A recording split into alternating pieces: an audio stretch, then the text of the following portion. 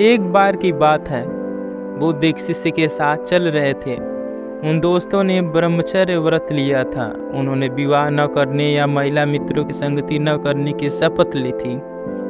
उन्हें महिलाओं से बात करने की भी अनुमति नहीं थी। उन्होंने तय कर लिया था कि यही ईश्वर का मार्ग है।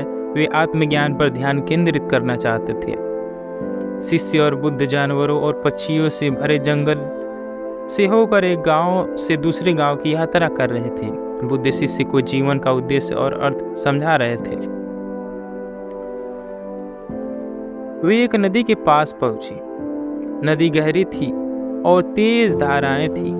बुद्ध और शिष्य बहुत अच्छे तैराक थे और उन्होंने तय किया कि वे नदी को एक किनारे से दूसरी ओर तैर कर जाएंगे। जैसे वे नदी में उतरने वाले थे, एक युवती दौड़ी आई और नदी पार करने में मदद की गुहार लगाई। बुद्ध ने बिना किसी हिचकिचाहट के महिला को अपनी पीठ पर बिठाया और नदी पार कर गए।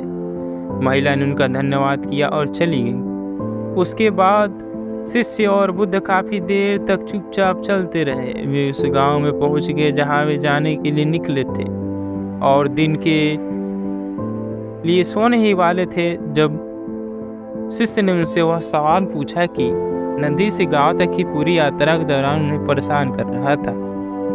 हे भगवान बुद्ध, मेरा मतलब अशिष्ट होना नहीं, लेकिन एक सवाल मेरे मन में बहुत दिनों से घूम रहा है। हमने ब्रह्मचर्य व्रत लिया है और फिर भी आप उस महिला को अपने साथ नदी में ले गए। क्या यह हमारे सिद्धांतों के खिलाफ नहीं?